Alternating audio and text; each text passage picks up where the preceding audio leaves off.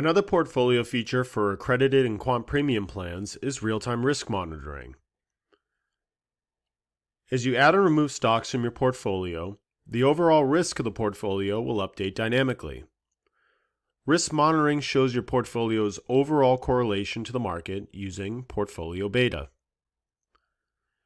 A beta of 1 means your portfolio can be expected to move in tandem with the overall market, while a portfolio beta of -1 means your portfolio can be expected to move in the opposite direction of the overall market. A portfolio beta higher than 1 or lower than -1 means that your portfolio is correlated or anti-correlated respectively to the overall market, but with higher volatility. This can be interpreted as when the market moves, your portfolio will also move, but much more dramatically.